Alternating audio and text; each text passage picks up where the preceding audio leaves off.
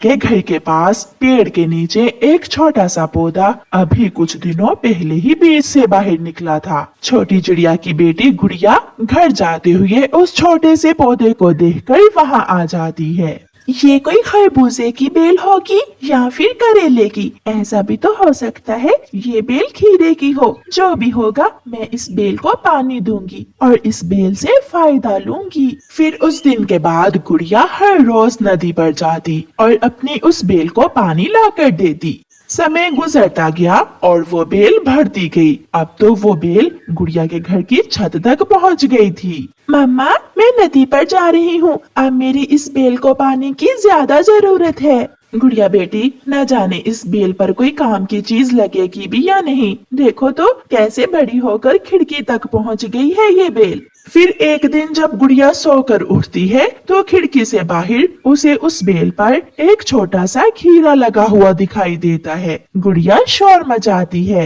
मम्मा मम्मा उठे, देखें मम्मा मेरी बेल पर क्या लगा है। गुड़िया बेटी, ये तो खीरे की बेल है, आओ पास जाकर देखते हैं। फिर वो माँ बेटी घर से बाहर उस बेल के पास चली जाती हैं। गुड़िया बेटी, अब इस बेल पर जितने भी फूल लगे हैं कुछ ही दिनों में उनसे खीरे बन जाएंगे। उड़ती हुई गोरी कभी वहाँ आ जाती है। अरे अरे, मैं कब से ढूंढ रही हूँ, खीरा तो मेरे घर के पास ही है। चिड़िया, आज तो कोई सब्जी वाला नहीं आया, कालू खीरा मांग रहा है, ये छोटा सा खीरा तुम मुझे दे दो।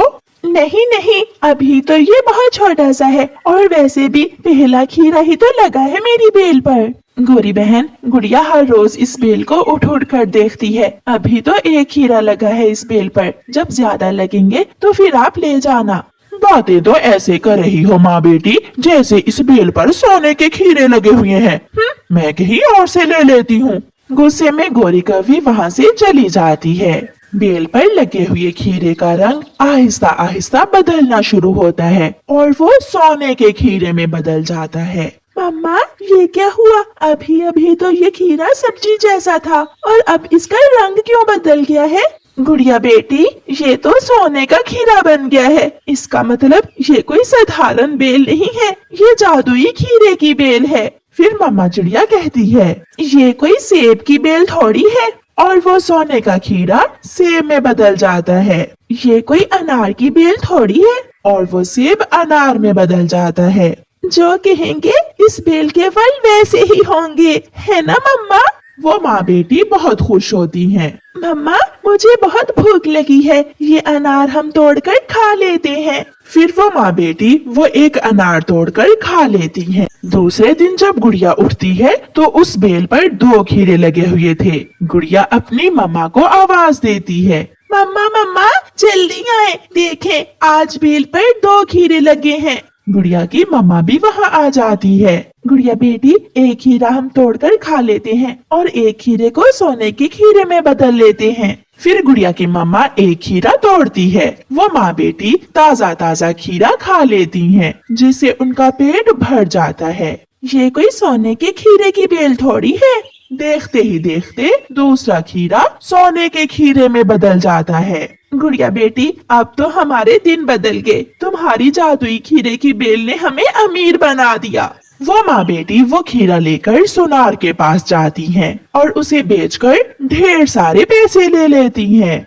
एक दिन तोता रोता हुआ चिड़िया के पास आता है। चिड़िया चिड़िया, मैं बहुत गरीब हूँ, मेरे पास ना घर है और ना ही कुछ खाने को। तोते भैया, आप चिंता न करें, मैं अभी आपको एक सोने का खीरा देती हूँ, उसे बेचकर आप अपनी जिंदगी सुकून से गुजार सकते हैं। फिर मम्मा चिड़िया अपने जादुई बेल से एक सोने का खीरा तोड़कर तोते को दे देती है। तोता वो सोने का खीरा देखकर बहुत खुश होता है और वो सोने का खीरा लेकर वहाँ से चला जाता है। चिड़िया ने कुछ ही दिनों में अपना घर भी नया बना लिया था और वो आने वाले हर गरीब पक्षी की मदद करने लगी थी। चिड़िया चिड़िया, क्या बात है, तेरे हाथ कौन सा खजाना लग गया है? इतने पैसे कहाँ से आए तेरे पास? आंटी, हमारे पास कुछ भी नहीं है, एक खीरे की बेल ही तो है, सोने के खीरे की बेल थोड़ी है। फिर गोरी के देखते ही देखते सारे खीरे सोने के बन जाते हैं। ये देखकर गोरी हैरान हो जाती है। गौरी आंटी, ये सब आपकी वजह से ही हुआ है। अगर आप उस दिन ये ना कहती कि ये सोने के खीरे थोड़ी हैं, तो हमें पता ही ना चलता कि हमारी ये बेल करिश्माती सोने की खीरे की बेल है। फिर वो माँ बेटी हंसने लगती हैं। चिड़िया चिड़िया, एक सोने का खीरा मुझे भी दे दो प्लीज चिड़िया। फिर चिड़िया गौरी कव्वी को एक सोने का खीरा दे देती है, जिसे लेकर गौरी खुशी खुशी घर चली जाती है। प्यारे दोस्तों, इस कहानी को लाइक, अपने दोस्तों के साथ शेयर और चैनल को सब्सक्राइब करना बिल्कुल मत भूलना। आपका धन्यवाद। गुड़िया और सोनो दो बहनें थीं। गुड़िया चिड़िया अपनी मम्मा का हर कहना मानती थी, जबकि सोनो अपनी माँ की हर बात को सुनी अनसुनी कर देती थी और अपनी मम्मा की बातों पर ध्यान न देती थी। गुड़िया और सोनो, उठो बेटा, भोजन ढूंढने का टाइम हो गया है। आज हमें दाना लेने दूसरे जंगल जाना है। मम्मा, मैं तो तब से तैयार हूँ। चलो सोनो बहन। मैं नहीं जाऊंगी। मम्मा आप जाइए, मैं अपने लिए दाना ले आऊंगी। सोनो बेटी, दाना लेने हमेशा अपने मामा पापा के साथ ही जाते हैं। सबसे अच्छे दोस्त मामा पापा ही होते हैं, जो हमेशा आपको अच्छाई का रास्ता दिखाते हैं। मम्मा आप जाइए, मुझे सब पता है। फिर मामा चिड़िया अपनी छोटी बेटी गुड़िया को साथ लेकर दाना लेने चली जाती है और सोनो अपने आवारा दोस्त जग्गू कौवे के पास चली जाती है। सोनो सोनो, चलो आज तोते के पेड़ से अमरूद चुराने जाते हैं। अगर तोते अंकल ने पकड़ लिया तो? उसका उपाय भी मैंने सोच रखा है। फिर सोनो और जग्गू तोते चाचा के बाग से अमरूद चुराने चले जाते हैं। तोता पेड़ के नीचे सोया हुआ था। जग्गू आहिस्ता से तोते के पास जाता है और तोते की एक टांग को रस्सी से बांधकर पेड़ की डाल से बांध देता है। अब हम निश्चिंत होकर अमरूद तोड़ सकते हैं। फिर वो दोनों अमरूद तोड़ने लगते हैं। एक पका हुआ अमरूद नीचे गिरता है और सीधा जाकर तोते के पंख पर लगता है। तोता भी उठ जाता है। कौन कौन है? रुको, मैं छोड़ूंगा नहीं तुम्हें। चोर चोर चोर। सोनो भाग सोनो भाग। जग्गू और सोनो वहाँ से भाग जाते हैं और तोता उन्हें ढूंढता ही रह जाता है। थोड़ी देर बाद मामा चिड़िया और उसकी बेटी गुड़िया वहाँ से गुजरती हैं। तोते को शोर मचाता हुआ देखकर वो वहाँ आ जाती हैं। तोते भैया, क्या हुआ? आपका शोर तो दूर दूर तक जा रहा था। दो चोर आए थे और मेरे सारे पके हुए अमरूद तोड़कर ले गए। अगर मेरे हाथ लग जाते तो मैं मार मार कर उन्हें बंदर बना देता। तोते भैया शांत हो जाएं, अब तो यहाँ कोई नहीं है। मम्मा, हमारे जंगल में पहले तो कोई चोर नहीं था। बेटा, ये जरूर कोई शरारती कौवा होगा। मम्मा चिड़िया और उसकी बेटी गुड़िया जब घर जाती हैं, तो सोनो बैठी मजे मजे से अमरूद खा रही थी। मम्मा, सोनो अमरूद खा रही है। इसका मतलब तोते के पेड़ से अमरूद तुम ही चुराने गई थी। नहीं नहीं मम्मा, मैं तो नदी पर गई थी और वहाँ मेरी सहेली ने मुझे ये अमरूद दे दिया। सच मम्मा, मैं झूठ क्यों बोलूंगी? उसकी मम्मा चुप हो जाती है। मगर सोनो ये नहीं जानती थी कि चोर एक ना एक दिन तो पकड़ा ही जाता है। दूसरे दिन सोनो जग्गू के साथ कबूतर चाचा के पेड़ से आम चुराने चली जाती है।